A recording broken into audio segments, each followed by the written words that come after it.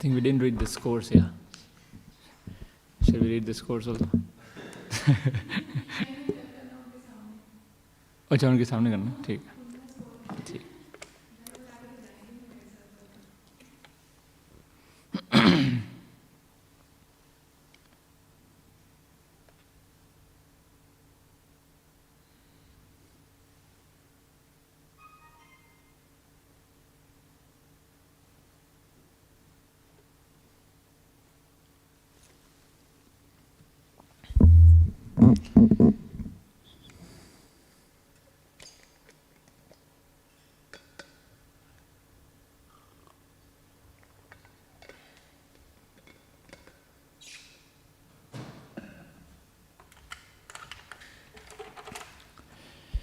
Jai Radha Madhava Kunja Bihari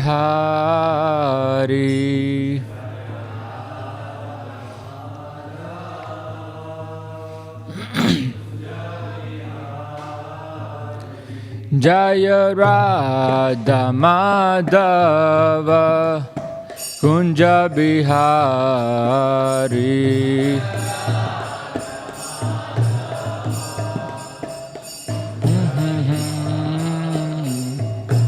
Gopi Jana Balabha Girivaradari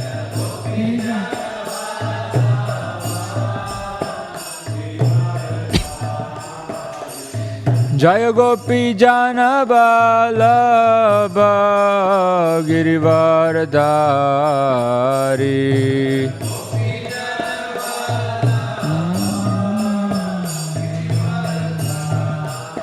Yashodanandana Vraja Jana Ranjana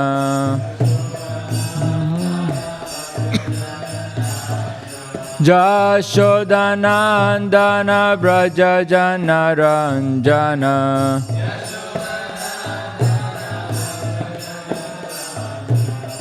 Jamuna Tira Vanachari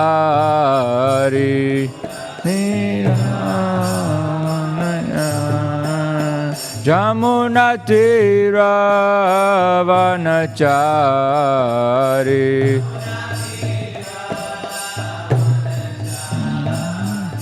Jaya Radha Madhava Kunja Bihari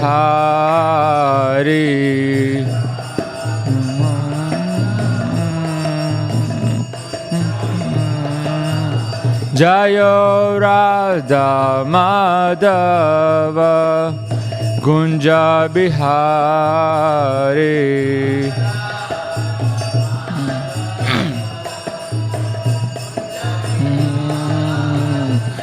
Jaya Gopi Jana Balabha Girivaradari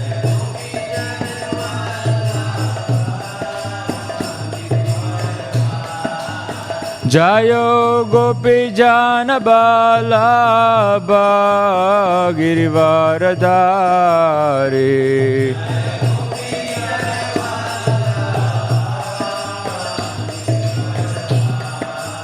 Jashodanandana Braja Jana Ranjana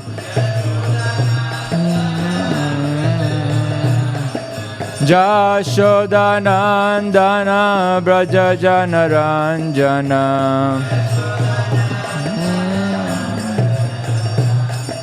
Jamuna Tira Vanachari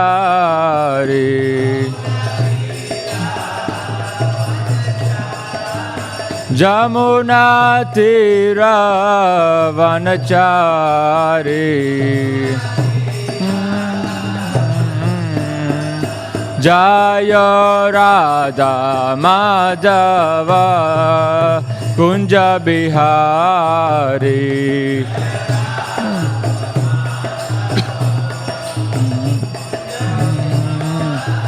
Jaya Radha Madhava Kunja Bihari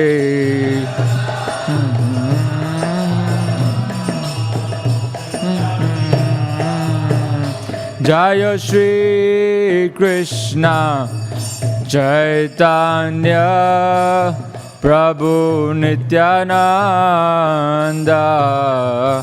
Shri Advaita Gadadhar Shrivasadi Gaura Bhaktivedanta.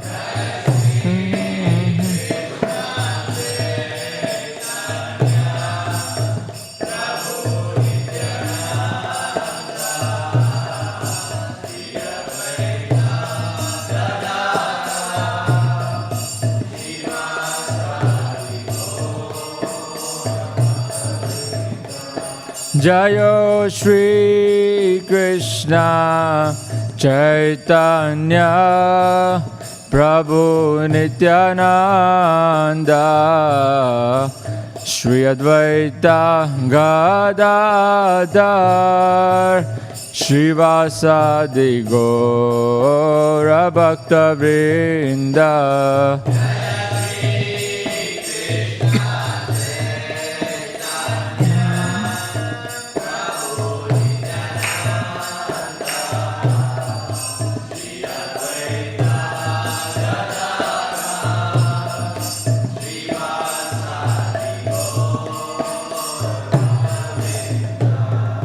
Hare Krishna, Hare Krishna, Krishna Krishna, Hare Hare, Hare Rama, Hare Rama, Rama Rama, Hare Hare.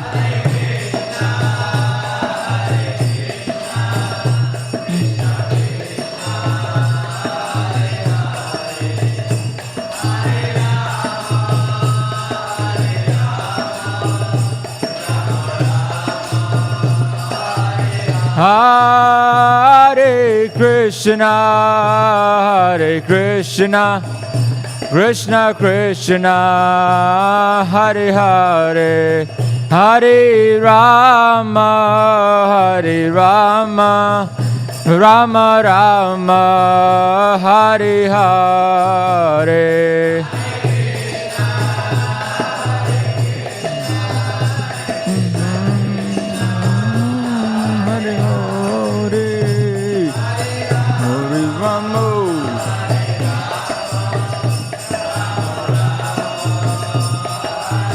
Hare Krishna, Hare Krishna, Krishna Krishna, Hare Hare, Hare Rama, Hare Rama, Rama Rama, Hare Hare.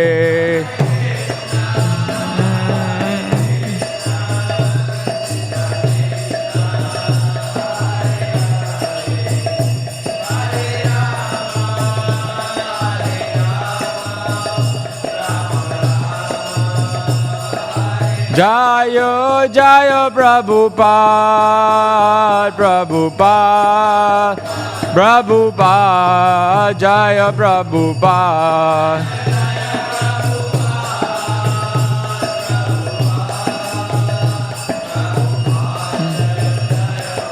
Jaya Jaya Prabhupada, Prabhupada, Prabhupada, Jaya Jaya Prabhupada.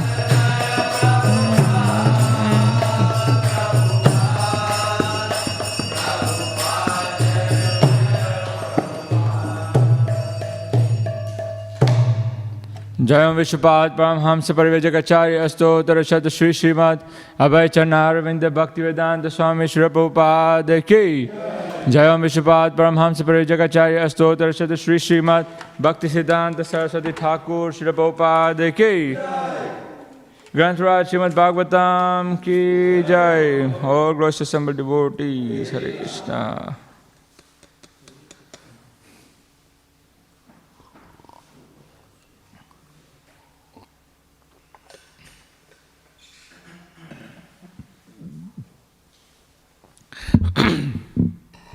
So reading from Śrīmad Bhāgavatam, Canto 7, second chapter, Hiranyakashipu, the king of demons. and verse text 38.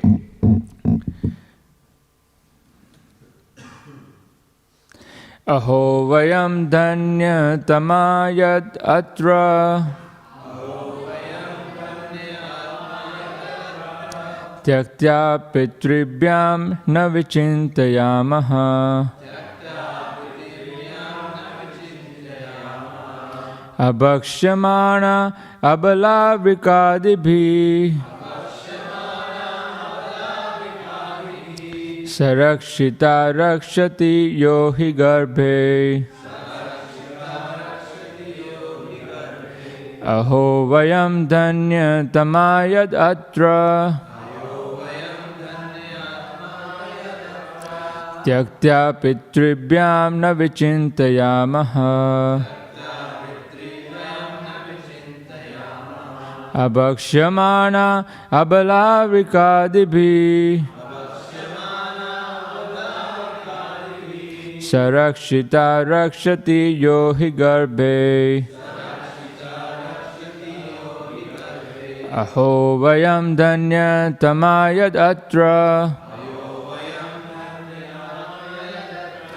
tyaktya pitribhyam na vichintayamaha abhakshamana abalavikadibhi sarakshita rakshati yohi garbhe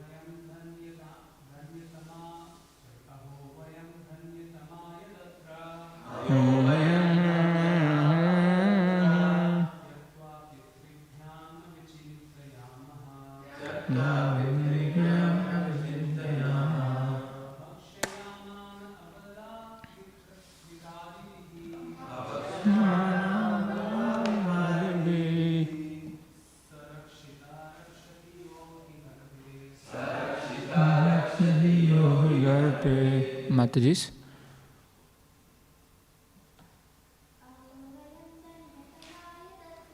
Aho vayam dhanya tamayad atra tyaktva pitribhyam na vichintayamaha abhakshamana abalavikadibhi sarakshita rakshati yohi garbhe aho, alas, vayam, we, dhanyatama, most fortunate, yet, because, atra, at the present moment, tyakta, left alone, without protection, pitribhyam, by both father and mother,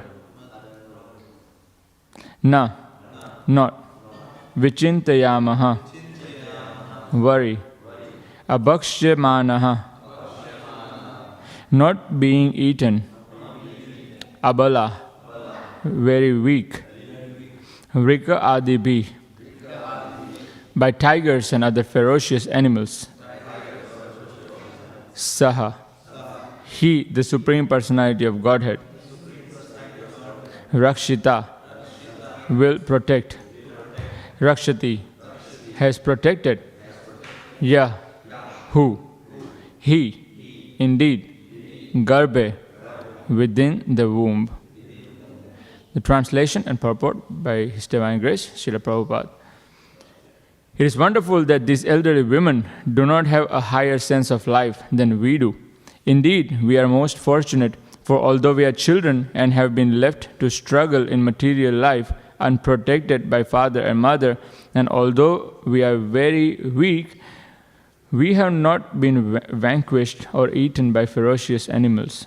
Thus, we have a firm belief that the Supreme Personality of Godhead, who has given us protection even in the womb of the mother, will protect us everywhere. Purport. As stated in the Bhagavad Gita 18:61, Ishvara Sarva Bhutanam Hrideshe Arjuna Tishtati. The Lord is present in the core of everyone's heart. Thus the Lord gives protection to everyone and gives the different types of bodies the living entity wants to enjoy. Everything is done by the order of the Supreme Personality of Godhead.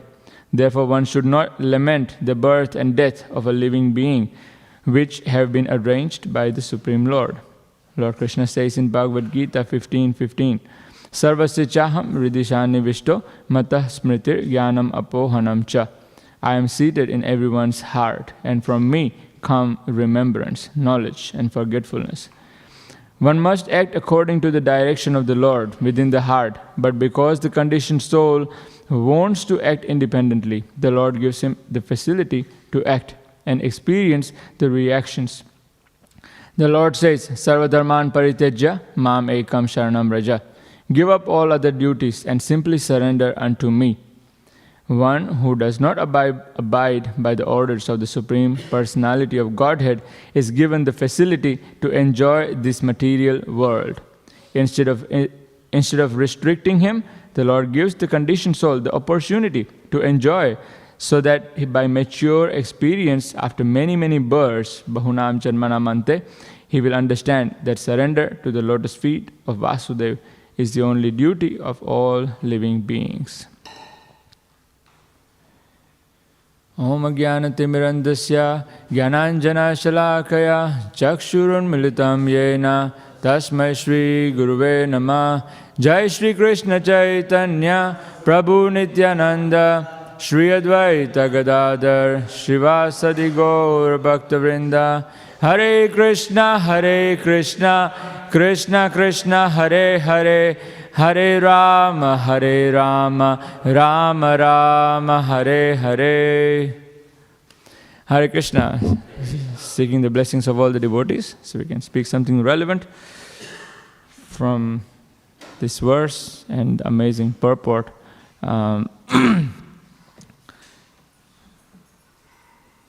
So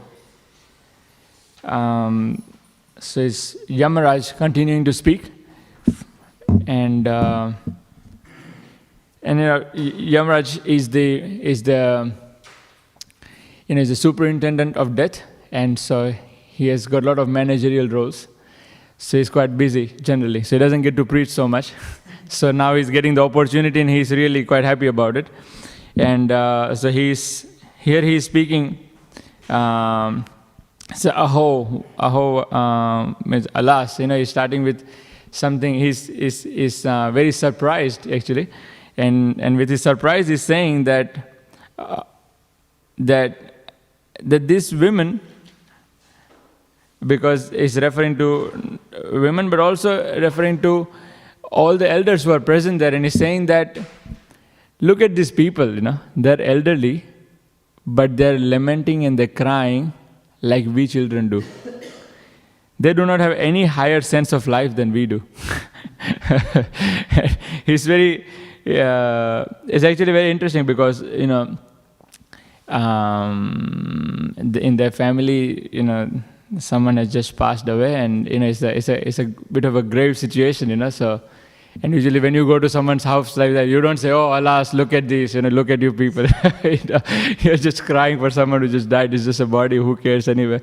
No, actually, so it's a very grave situation and requires some sensitivity. So, this is Yamaraj, and he can do it, but we don't do it. So we don't. One thing that we should definitely remember is that we don't try and imitate the great personalities. These are Mahajans. These are they have some very great realizations, and they have some great compassion, and they're not going to be there to waste their time or words. So they come straight to the point. They speak their instructions, their teachings, and they leave. So many such great personalities we have seen in Bhagavatam who come, they deliver the message, and they leave. So they don't hang around for too long. So here's Yamaraj is coming, and he is also speaking something that's very powerful and something that's very relevant for the situation. Although it might be a little bit hard for these people, and if something like that happens in our life, and it might be very hard if a devotee came or even spiritual master came and told us this. It will be very hard for us to digest this, because it's actually very strong message. But but of course, Shastras and great teachers are not going to shy away from teaching us or telling us what is actually good for us. So they may choose to sugarcoat it, they may not, and it's completely up to them. But when they speak, because they have that realization and they have that mature understanding, and also they have that compassion. So many times when Prabhupada also would say many things which are very strong and it's very heavy, but then later when the guests leave, then Prabhupada will turn around and tell the devotees, look, I can say this, but you don't say this, because it will not work if you say the same things. So here again, Yamaraj knows that he has to speak some very powerful instructions, and if he goes as himself, then maybe the family and the people will not take him, very seriously. So he goes as a small child, and then he gives the whole instructions, and so here is the second verse which he speaks, and he's saying that, look at you people. He said, you are lamenting like how we children do, when you take something away from the children, you snatch it out of their hand, and they become very upset, and they start crying, and they cry like, they roll on the ground, and they make a whole scene, Many times it happens in the supermarkets. you see the kids rolling or making a whole chaos, but and they don't really see the situation. They don't really see that actually it was not that valuable what they lost, and that it's just a matter of time that they will get it again, or maybe that there's something better waiting for them.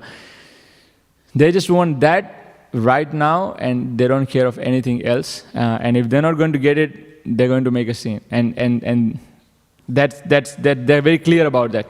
So here, the elders who have lost their dear one, and they are also lamenting in a very similar way. And Yamaraj is really pointing that out, and he's saying that, yeah, like this is the same as how we do it, and in the modern society, we can see that as children, or many children, they grow up and they become adults, but a lot of the times they have not necessarily developed that higher sense. So the Yamaraj is saying here. So their higher sense is not developed because they haven't really received any higher knowledge. So the mentality can be quite the same, still from the little toy car to now a big car. So, but really the attachment is exactly the same. If anything happens to the toy car or anything happens to the big car, the pain is the same, still the same crying. If they're playing with the car and you put a hand there and they get very upset, and now we put another car and they still get upset. Neighbors also complain. But the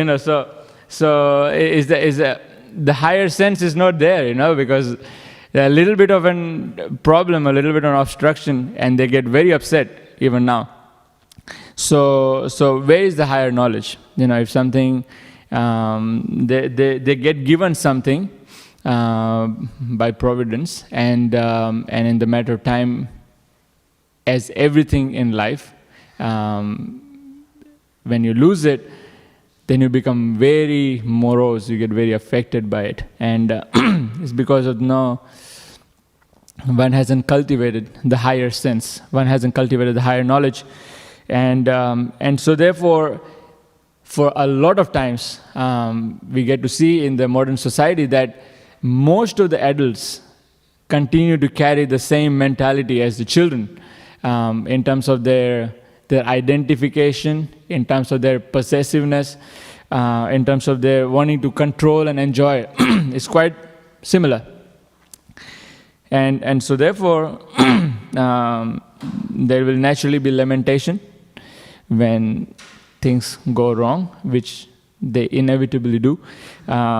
So that's, Yamaraj is really very blunt in pointing that out. He's really making it very clear that there is no higher sense here, that you people are older and that you should know this, but you haven't understood it yet.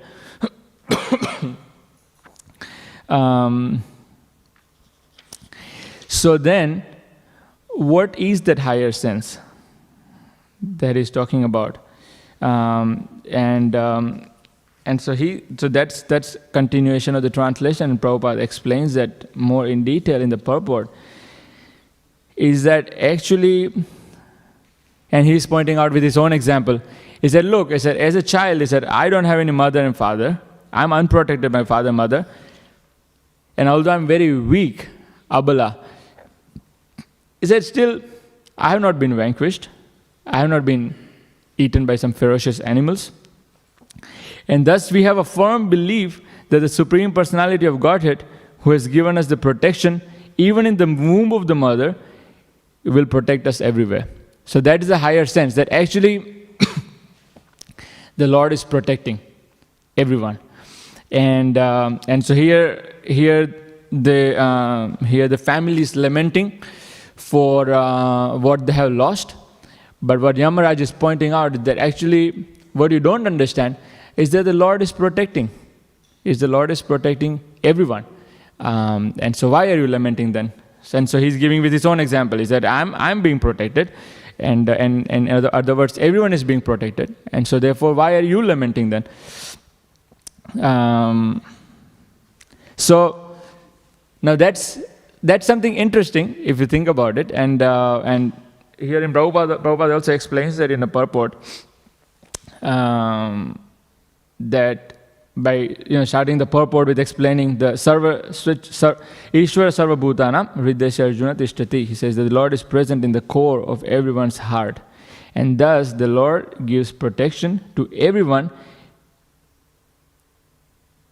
And the statement continues. But so the Lord is giving protection to everyone. Now we know and we can understand that Lord is giving protection to the devotees. He's always protecting the devotees. But how do we understand that Lord is also protecting the non-devotees? Can anyone please suggest or share? How the Lord is protecting the non-devotees? Like, okay, we know, we have many pastimes that we know of from the Bhagavatam and that we will discuss in a minute. But here Prabhupada is saying that actually not just devotees, Lord is protecting everyone. So how is it that Lord is protecting the non-devotees? Who can say? No asteroid, yeah, well, okay. Yeah, but they've hit in the past and they can hit in the future, so. You get people who do, atrocious things, but they might live a very long life. Okay, so that's based on their karma. They're living a long life and it's what next life they will have to again suffer the reactions of what they're doing now, so.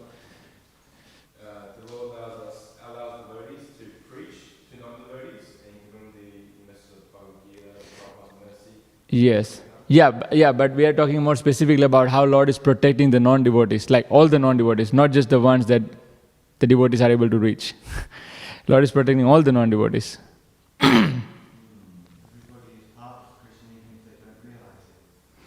Yes, that is true. It is true, but the question is how that part is being protected by the Lord. What is He doing? Yes, food, clothing, shelter, that's being provided to a lot of people according to their karma. Yes. So Prabhupada explains this in the purport. Very interesting, actually. So Prabhupada is explaining in the purport that. So this is the continuation of the line. So what we just read, Ishvara Sarva Bhutanam Hridaya Arjuna, they said, Lord is present in the core of everyone's heart. Thus, the Lord gives protection to everyone and gives the different types of bodies the living entity wants to enjoy. So in other words, I think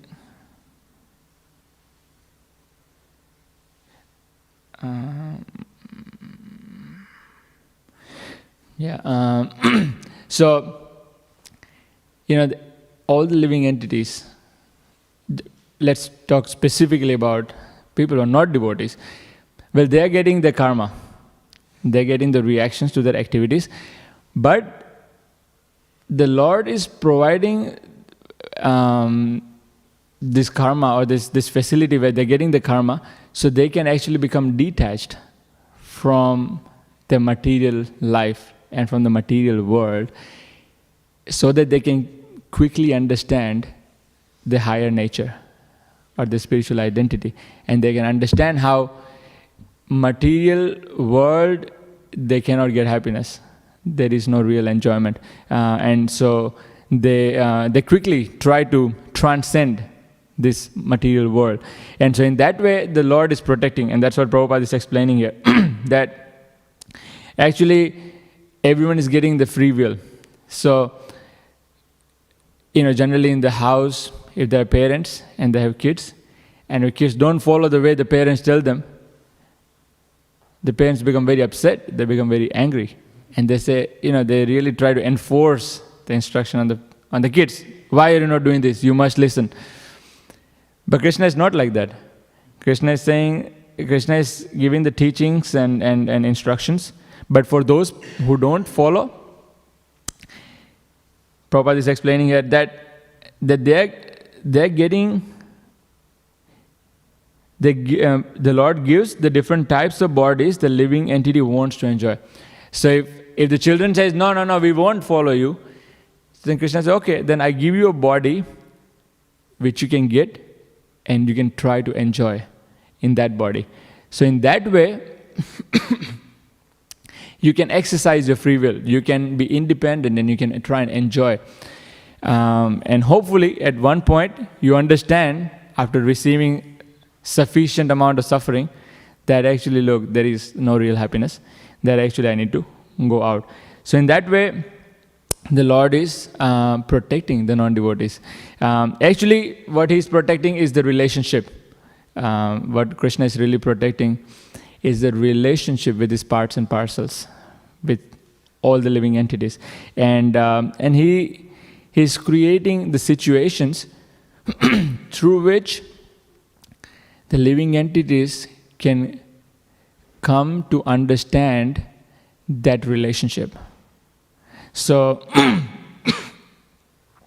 and He's creating the situation so that love, that dormant love for God is awakened quickly. So karma is, in other words, karma is not to be seen as a punishment, but it should be seen as the way of protection by the Lord. He's in this way. He's thinking that how can I bring this living entity quickly back to Godhead? And He's trying to teach us that actually there is no happiness in this world. So come fast, Now that's very important to understand because Prabhupada gives that example during Vietnam War, and that when there was a whole troop from Vietnam, they actually went to fight in the war, and so practically the whole village, they sent all their sons and husbands into the war, and no one came back because they all got shot and died. And so the whole village was so devastated that they said that if there is God, how can He let it happen? How can all our sons and husbands die like this? How can that be? And so therefore, we must conclude that there is no God, or that God has no enough strength to protect our family members. So that was the conclusion, because of the lack of understanding of how Lord is protecting everyone actually, and so we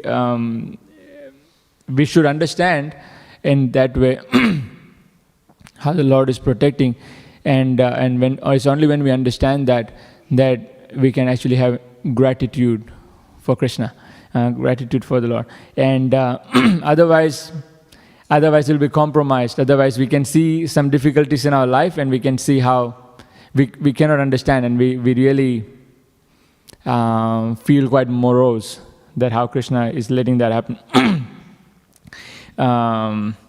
It's actually this very nice quote that I read in Bhagavatam at one point. It's a very nice quote, and so I really liked it. And as Prabhupada saying in the purport, it's very, very eloquently mentioned. It's saying that just like in Krishna's pastimes also, in life, an actual significance of an event is often more easily understood in retrospect.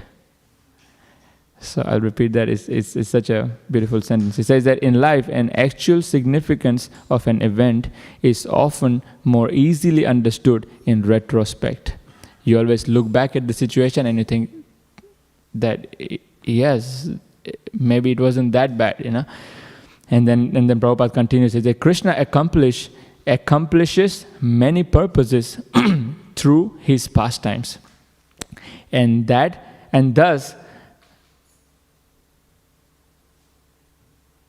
the will of Krishna ultimately answers the question as to why whatever happened. So sometimes we see a situation happen and that's very tragic, and it's very hard for us to understand, but sometimes it just takes some amount of time to process, and then when we look back at it, and then we say that actually a lot of things happened from it, which has helped us in many ways, and so yes, many, especially for the devotees, actually Krishna accomplishes many things through his one action, and it requires mature vision to see that and to understand that. And of course, so that was for the non-devotees. Of course, we understand for the devotees how Krishna protects. Yes? So again, what's very important to understand is that Krishna protects the relationship, our relationship with him. Krishna protects our Krishna consciousness. He may or may not protect our body. And that's why a lot of times we do go through difficulties and challenges in our with our body, within our families, etc. And what Krishna guarantees is that whoever becomes Krishna conscious is that he carries what they have and he preserves and he provides what they lack. So, but he doesn't guarantee that your material body also will be protected and that they'll always be stout and strong the whole time. It may be the case, he has protected the bodies of devotees in the past, Any examples from Bhagavatam? What is it? Jada Bharat? Yes. That was through Kali, yeah. But, yeah. How Krishna protects personally his devotees, the bodies of his devotees. Gajendra, yes. Yes, I was thinking of the same. Anyone else? Haridas Thakur? Okay, yeah, okay, yeah, sure. Then? Prahlad Maharaj, yes, from his father. Protect the devotees, yeah, within his body, yes. Pandavas, Parikshit Maharaj in the womb. So there are many instances where Krishna did protect the bodies of his devotees. Even Sanatana Goswami, who when he was coming to see the Lord, and because he was so much neglectful of his body, and he had developed this pus in his body, all over his body, and it was so extremely painful. And Sanatana Goswami was actually meditating that maybe I should just kill my body. He said, what's the point of living? And I can't even present myself in front of the Lord like this, because I know as soon as I go in front of the Lord, He will embrace me. And I really don't want Him to embrace me at this point. And so he was considering that, and of course Mahaprabhu finds out, and he goes and immediately embraces him and he frees him from all the disease, and then he actually chastises him that how can you even think like that? He said actually, and so this is very important instruction, and this would help us understand is that Mahaprabhu says that actually, he said how can you even think like that? He said because your body actually belongs to me. And I want to accomplish many tasks through your body. So how can you just decide to kill it like that? So many times Krishna does want to accomplish many tasks through the bodies of devotees, and then He might protect the bodies of the devotees to accomplish those tasks. But then there will be times when He has some other plan, and then He might just engage the bodies in that way. So, yes, so it's very important that we understand and we don't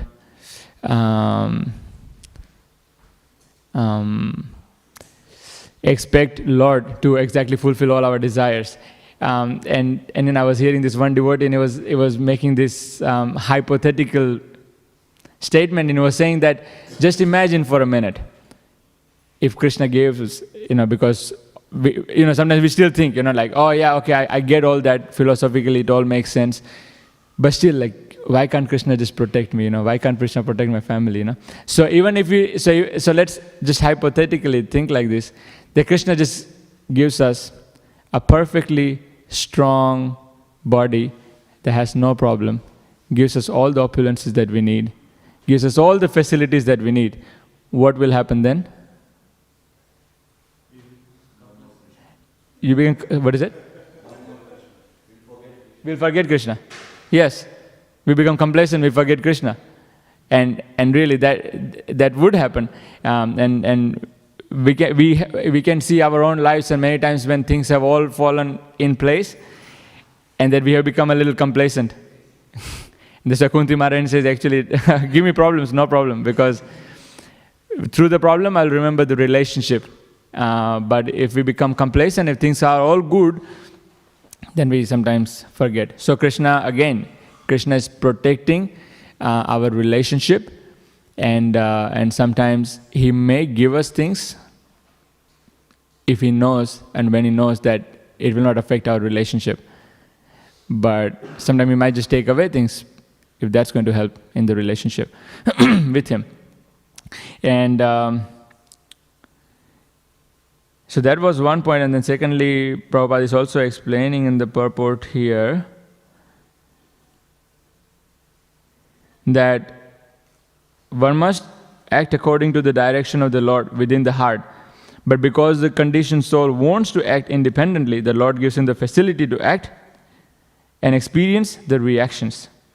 So that's what we discussed about the Lord's protection to those who want to be independent. But actually Krishna says, the sarva dharman parityaja mam ekam sharanam vaja. Actually give up all the other duties and simply surrender unto me. So we were having a Western outreach program yesterday, and we had something similar come up, and there was a natural reaction, why this? Why is Krishna saying this? Why Krishna is saying to just surrender and only to Him, and that we can't go to anyone else. Like we are not allowed to learn from anyone else. We are not allowed to get inspired from it. Why only Krishna, and why only surrender to Krishna? So you can see there's this great amount of aversion to only Krishna. But Krishna is saying very strongly, and Krishna is just saying just give up everything, just surrender unto me. And we might feel that, why only Krishna? Why not anyone else? And of course that person exemplified that and verbalized it very strongly. That's the challenge for a lot of people, that Krishna can be there, but then I still have other things that I need to do, So I can't just fully surrender to Krishna. I get it. It's a very nice point, and maybe Krishna is saying try as much as possible, or do your best, but no, Krishna is saying give up all your mental conceptions, all your shelters, all the places where we take shelter. And Krishna said actually give that up. He said don't worry about them. You just take shelter of me, and then I will protect you from all your problems.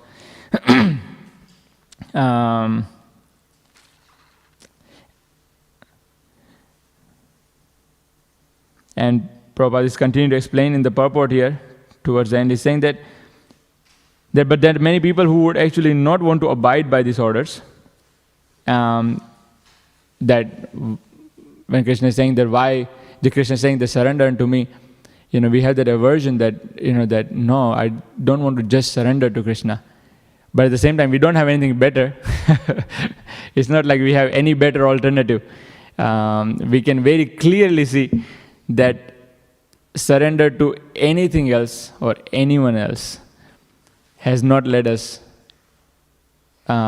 towards happiness or towards peace. We take shelter of something material to find that peace, to find that solution, to find that happiness. And as Prahlad Maharaj explains, that actually oftentimes the solution of taking the shelter of, or having taken shelter of all these material situations, is that often the solution or the result of it is more problem than the actual problems. And so Krishna is saying that, he said, if you have sufficiently tried it, and that now if you are satisfied with all your imaginations and concepts where you try to take shelter, he said, now, he said, give that up and now surrender unto me. And that's why in the end, Prabhupada also quotes, it's a bahunam janmanam ante. He said, actually this is a journey, or it's a process of many lifetimes. Is that for many lifetimes we try from one person to another person, from one situation to another situation. And after trying everything, and when we are finally completely satisfied that actually nothing works, we are completely frustrated that nothing really works, well then we will take shelter of Krishna. Bahunam janmanamante. After many lifetimes, bahunam janmanamante, jnanavan mam prapadyate. Krishna is saying that the one who is actually intelligent, now one who has actually acquired the necessary intelligence, mam prapadyate, he takes shelter of me. So, and he thinks that Vasudeva Sarvam, he says that actually Krishna is everything. Iti sa Mahatma Sudurlabha. He says that such persons are very rare. And so we have that opportunity to associate with many devotees here who are very surrendered, and who are actually, surrender, there is nothing too complicated about it. The knowledge of Bhagavad Gita and Śrīmad Bhāgavatam is there. All the instructions of the Lord are there. You just follow that. And that is surrender. There is, you don't have to come up with anything new. So the surrender is, all the process is given in the Shastras. And when we surrender to the Lord, then we experience His protection. And that is very amazing. Actually, we have seen many devotees over the course of many years. We have seen many devotees who very sincere in their service to Radha Vallabha, and somehow Krishna facilitated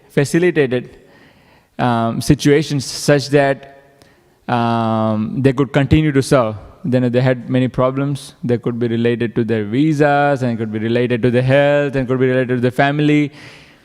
But somehow, a lot of them who really wanted to continue service, and Krishna gave them protection and maintained that relationship in that way. And there are many devotees who are trying to serve in many different other capacities, and Krishna actually protects them. And we can see that protection. Especially,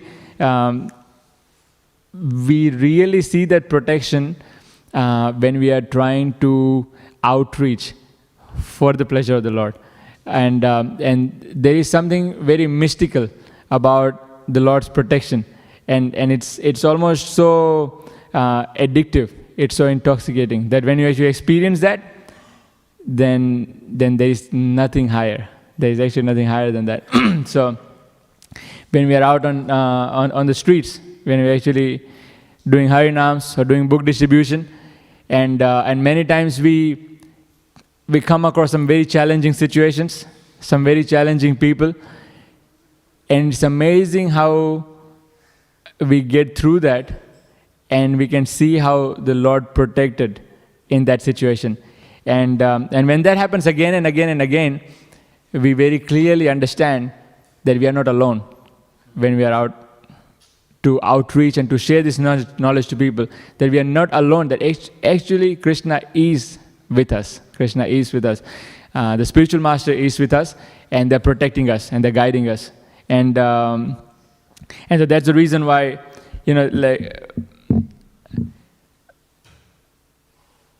in devotional service, we generally do experience that in any kind of devotional service, but especially when we go out of our comfort zone, when we go out of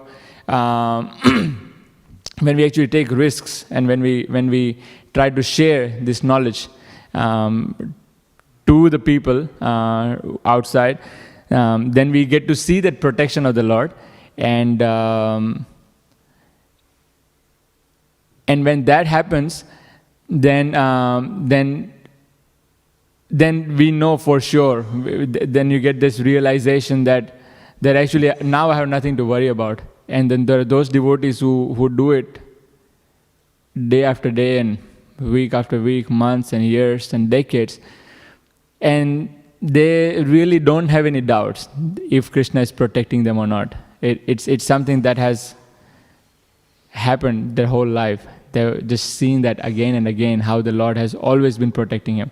And so they don't really have a doubt, will Krishna protect me again, And, there's these memories of Srila Prabhupada, and there's Shyama Sundar Prabhu in one of the memories.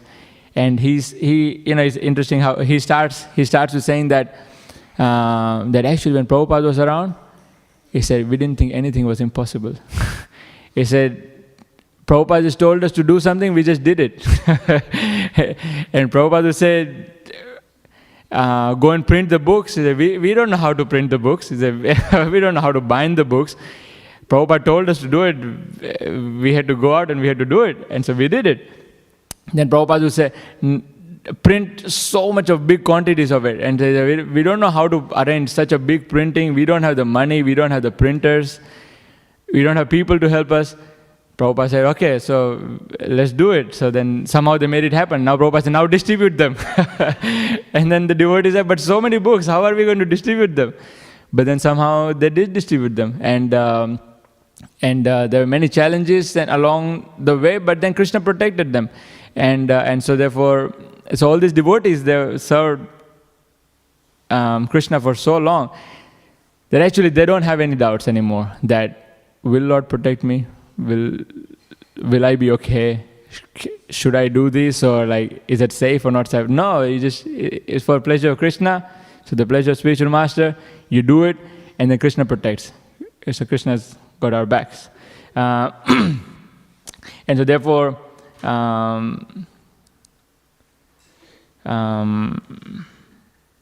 it's greatly encouraged that we try to take up that mission of Prabhupada and all the acharyas and actually try to share this knowledge with others. And in that way, we get to experience the protection of Krishna. So with that, we'll finish and see if there is any questions or comments or corrections.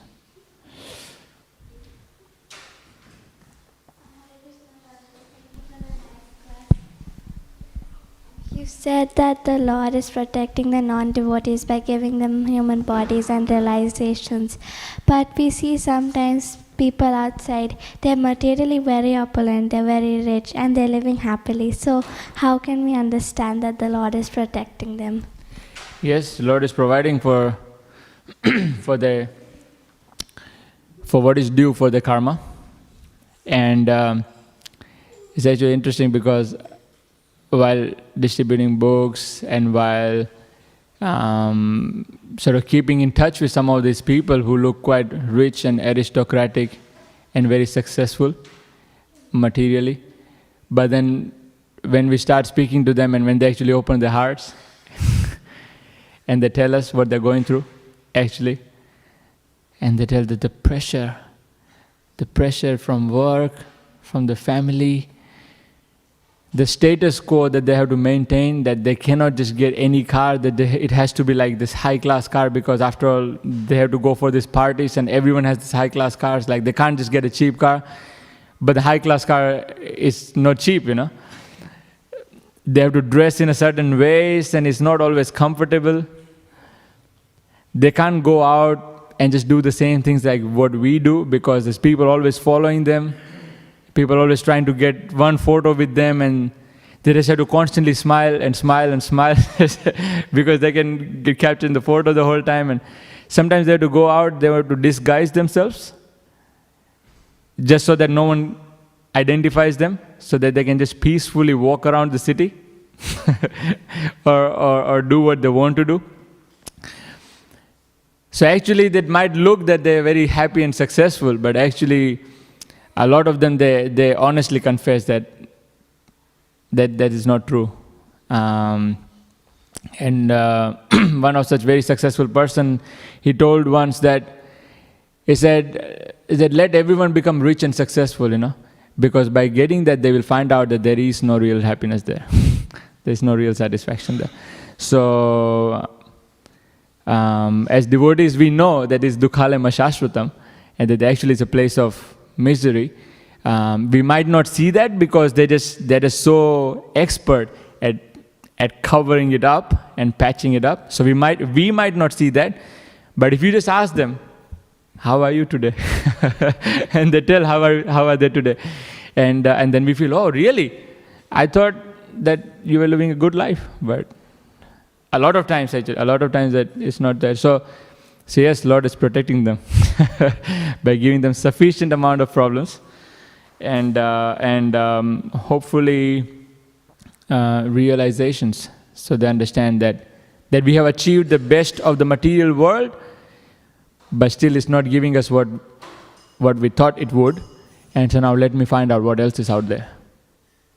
And so that's why many of these very rich people, they're often looking for something higher. They're looking for some meaning for life. They're actually looking for the higher connection. And we have some amazing devotees who are reaching out to these elites and helping them sort their lives out. Yeah. Thank you. Nice question. Anyone else? Yes. Since it's a verse spoken by a child, so the questions are also from children. Okay. Hare Krishna, Prabhuji. So my question is that, like, Kunti Maharani asked Krishna for more calamities so that she could never forget him. So, like, why didn't Krishna give her more calamities so that she could... Why did Krishna give her more calamities? Yeah. Well, it was not specifically responding to Kunti Maharani's prayer that he gave her the calamities. But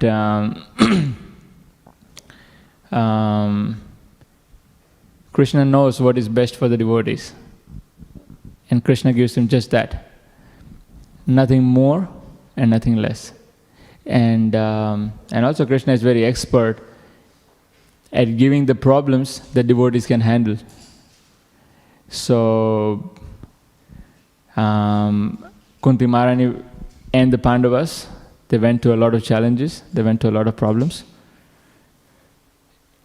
And for them, actually, because they are pure devotees, it was not really so much of a problem for them, in one sense, because they were performing the devotional service in the tough times, and they're performing devotional service when they got the kingdom, and that they were happily placed, materially speaking. In both the cases, they were doing the devotional service. They were chanting Hare Krishna, and they were remembering Krishna, and they were doing service for him, and they were glorifying him. So, but why Krishna gave them the problem was to show us how the devotees handle the difficulties or the challenges in life. So when we see that that your house is taken away, that your family is taken away, that you are ridiculed in front of the people who are your subjects, who are supposed to honor you. So after all the problems, they actually never forgot Krishna. They never said that, oh, how can Krishna do that? After all, we are his devotees. How is it happening to us, the pure devotees?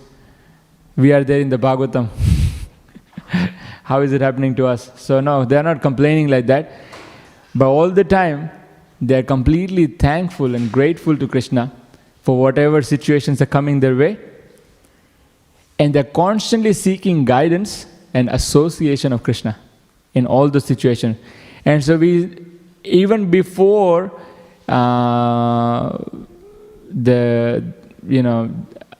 we know, because they've taken shelter of Krishna, we know that they will come out successful. And of course, as this pastime continues, we see that how they are actually coming out successful. But that success was guaranteed because they did take shelter of Krishna in the times of challenge. So Krishna is teaching us through those challenges, those difficulties, how the devotees are protected. Yes. Thank you, Prabhu. Thank you.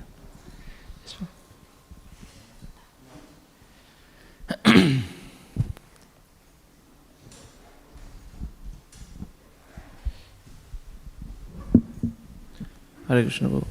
There is a group of there is some spiritual, so-called spiritual schools, and they have an opinion that when Bhagavad Gita is spoken to Arjun on the battlefield, and when Krishna is saying Sarva Dharman Parityaja, give up everything, just surrender unto me. So that's very contextual, and that's just for Arjun's situation right at the battlefield, where he just needs to hear Krishna and just follow his instructions. And that's not for the whole mankind. So how do you understand that particular instruction given to Arjun? It's not just, it doesn't have, there is no context related to Arjuna's situation, but it's for everyone. Because your point in between the class was about complete surrender. And that's their argument, that it was meant for Arjuna right at the battlefield, not for everyone out there. Yes. So, of course, the Bhagavad Gita is understood when we understand the speaker of the Bhagavad Gita and what he's trying to convey. So, it might be hard for people who don't understand Krishna, and so therefore they are just free to take what they like and skip what they don't. But Krishna repeats certain instructions multiple times in Bhagavad Gita, and then he also elaborates on that in Śrīmad Bhāgavatam. So we understand that when something is repeated, that is not contextual anymore. So Krishna says, Man mana bhava mad bhakta madhyaji mam namaskuru, is saying that how, you should all, that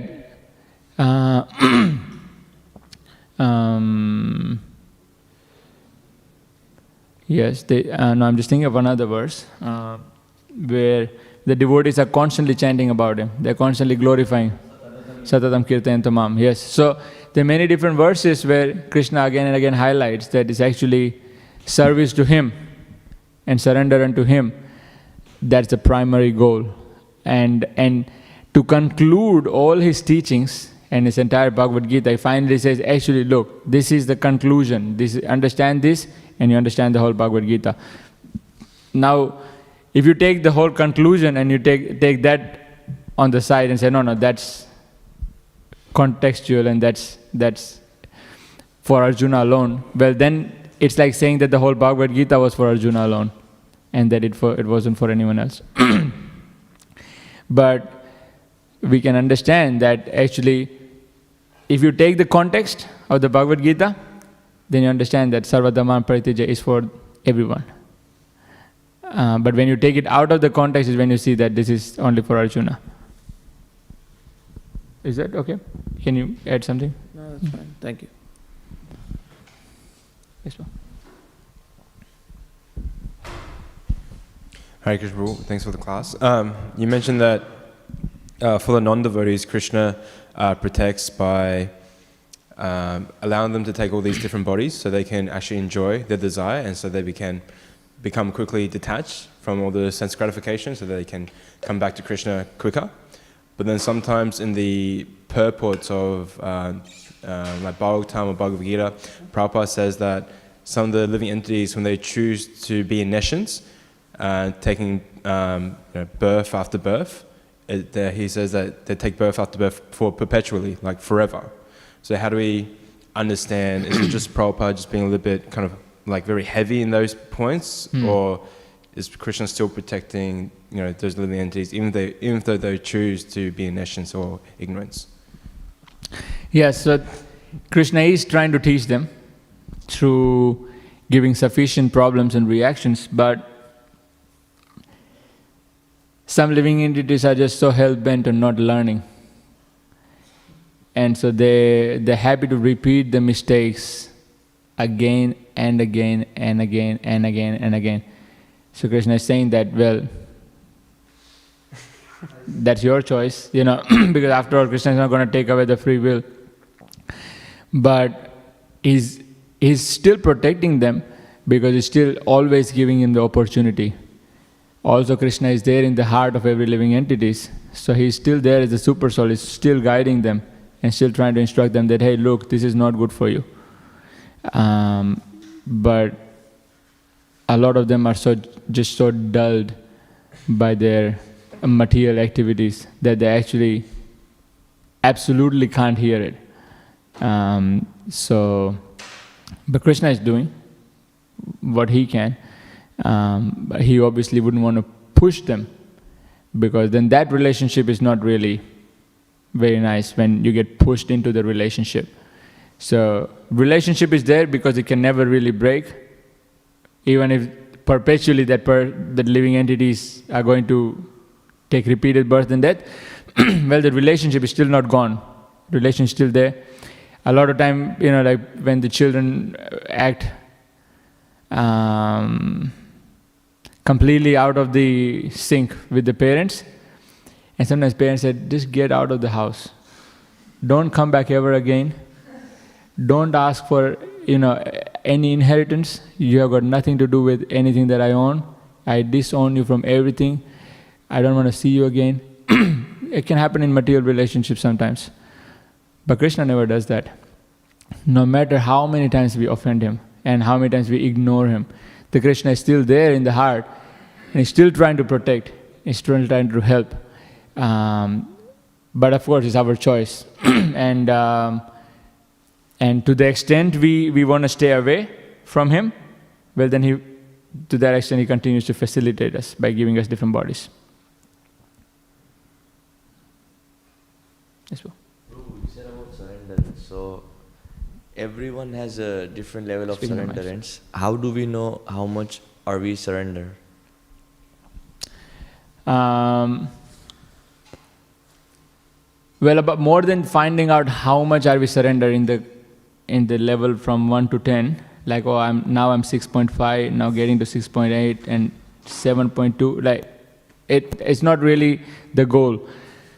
The goal is to find out the instructions of Krishna in the Bhagavad Gita, to find out the instructions in the Bhagavatam through our mentors, through a spiritual master, and we try to follow them as strictly as we can.